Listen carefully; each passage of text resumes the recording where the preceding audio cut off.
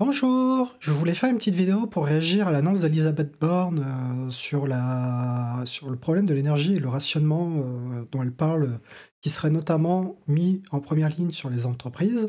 Donc pour comprendre le sujet du risque de blackout en France et un petit peu, je vais vraiment faire un sujet très très rapide qui va expliquer le principe en surface et je vous mettrai des liens en description si vous voulez aller plus loin.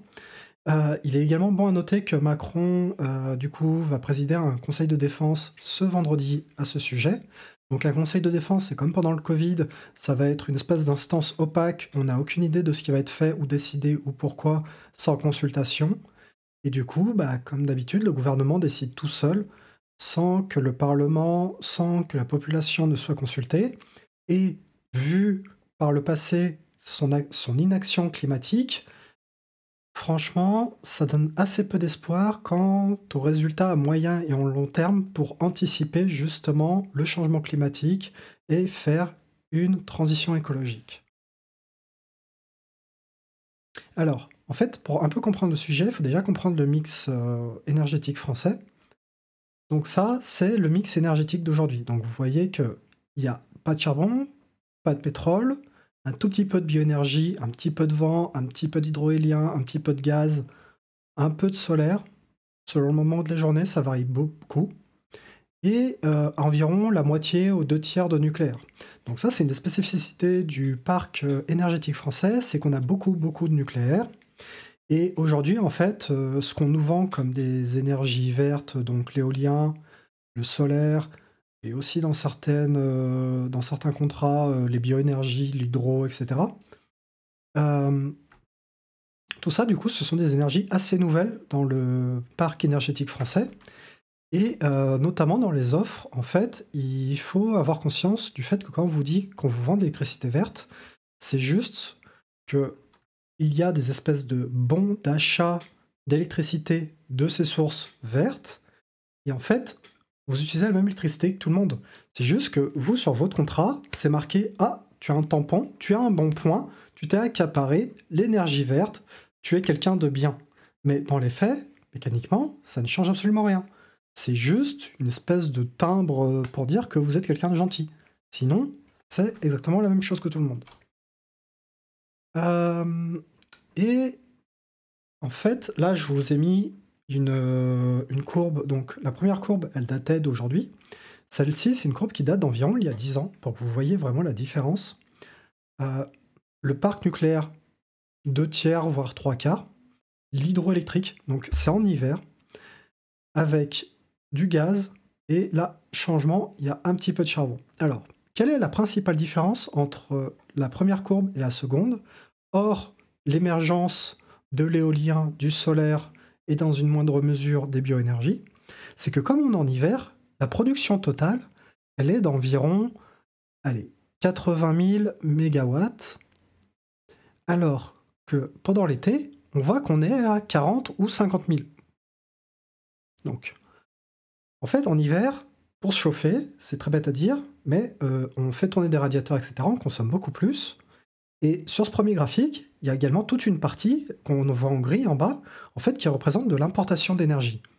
Donc, si on était aujourd'hui en hiver, la France serait absolument incapable de produire assez d'énergie pour pallier à la demande, qui est quasiment 2 fois plus pendant l'hiver, et ce, parce que la plupart de ces centrales nucléaires, aujourd'hui, le nucléaire, ça représente les 3 quarts de l'énergie française quand même. En fait, si vous allez voir en bas de votre facture EDF, tout en bas, c'est marqué, il y a X% de nucléaire, X% d'éolien, etc.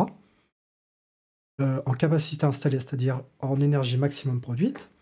Et en fait, c'est parce que pendant cet été, il y a tout le parc nucléaire, enfin tout le parc, il y en a une très grande partie du parc nucléaire qui est justement en train d'être nettoyé, réparé, etc. C'est vraiment le nettoyage de printemps du parc nucléaire pour que cet été, on puisse avoir la production énergétique. Donc apparemment, le gouvernement commence déjà à communiquer comme quoi il pourrait y avoir des problèmes, donc ils ont peut-être des informations auxquelles nous n'avons pas accès à ce sujet-là. Et donc, on va voir comment ça va se passe. Mais s'il y a quelque chose qu'il faut comprendre sur le risque de blackout, c'est que comment on sait combien d'énergie il faut produire. Ça, c'est le travail de RTE, donc Réseau et Transport d'électricité, qui est l'agence française responsable du réseau et du transport d'électricité, comme le nom l'indique. En fait, eux, ce qu'ils font, c'est qu'ils ont des algorithmes qui leur permettent de prédire la demande. Donc, par exemple, ils ont la demande actuelle, ils ont une prédiction de la demande dans la journée. Donc là, vous voyez, c'est la courbe en blanc. Et ils ont une deuxième courbe qui est la correction à peu près apportée. Donc là, vous voyez que à peu près, la courbe suit la demande toute la journée. Il y a des petits écarts. Donc ça, c'est soit au moment où on va importer ou exporter un peu plus d'énergie pour que ce soit à peu près compensé comme il faut, ou potentiellement faire tourner certaines machines un tout petit peu moins vite pour qu'elles consomment un tout petit peu moins, notamment dans l'industrie qui, du coup, sert à réguler en fait et à lisser la production d'énergie. Et en fait, pendant l'hiver, la donnée qui est importante, c'est pas, on va dire, la production d'énergie globale sur la journée. Là où le risque de blackout se trouve, c'est au pic, c'est au niveau du pic. Et du coup, le niveau du pic pendant l'hiver, on peut le voir, il est soit le matin, assez classiquement, soit au moment où les gens rentrent chez eux, allument le chauffage, commencent à faire à manger, et du coup, il y a beaucoup de consommation d'électricité à ce moment-là.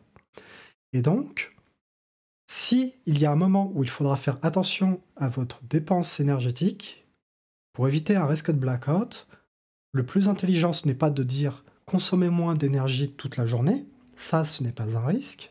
Ce qui est important, c'est pendant ce pic-là, de moins consommer. C'est-à-dire anticiper avec peut-être, si vous savez, si vous avez des radiateurs réglables, pour les mettre en route vers 16h, et quand vous arrivez chez vous vers 17, 18h ou voire 19h, vous les éteignez.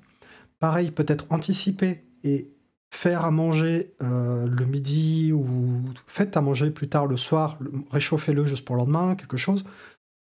Ah, là, comme ça, j'ai pas d'idée qui me viennent en tête, mais l'idée, c'est d'éviter justement ce pic où quand tout le monde rentre chez soi, met le chauffage, commence à se faire à manger, regarde la télé, fait baigner les gosses, etc., où il y a vraiment un pic de production, et là, il y a un risque. Et également, il y a un second risque. Donc là, je vous ai ressorti le rapport RTE dont je vous ai parlé dans la dernière vidéo, qui est en fait, sur le long terme, RTE, pour la décarbonation des usages, donc par exemple la voiture électrique, etc., ils anticipent une montée de la consommation électrique. Donc en fait, là, on voit que cet hiver, on va être ric-rac, mais si dans le futur, on veut des voitures électriques, on veut ci, on veut ça, etc., pour consommer moins de carbone, moins de pétrole et émettre moins de CO2, eh ben, il va falloir augmenter la production électrique en France. C'est pour ça qu'à la dernière fois que je vous parlais, que même si vous voulez faire du tout nucléaire, il va falloir faire une période de transition avec de l'éolien et du solaire, parce qu'il n'y a pas le temps de tout construire en même temps. Et inversement, si vous ne voulez pas de nucléaire, vous prenez le risque d'avoir plus de blackout et plus de problèmes de production d'électricité, même d'ici 20 ou 30 ans. Un deuxième effet dont on parle assez peu souvent, et je me suis dit que j'allais faire juste une petite intro, c'est que les centrales de charbon et de pétrole, c'est pas seulement des problèmes de CO2, c'est également des maladies, c'est également des problèmes respiratoires, c'est également un sujet qui est important en termes de santé, et notamment avec toute la production qui est faite en Allemagne, Pologne et quelques autres pays. Donc ça ressemble à ça. Ça, en fait, c'est... comment dire? C'est à cause de la façon dont le vent se déplace en Europe et la façon dont les centrales à charbon sont distribuées, il va avoir une tendance à arriver en France, en fait, assez fréquemment. Et du coup, on est un des pays les plus impactés, alors que on est un des pays qui pollue l'air le moins avec sa production d'énergie. Voilà. Je vais juste finir, si vous voulez vraiment voir les mécanismes du blackout, je vous conseille les vidéos de Monsieur Bidouille qui sont très bien, liées en description. C'est tout pour moi, à une prochaine fois, ciao.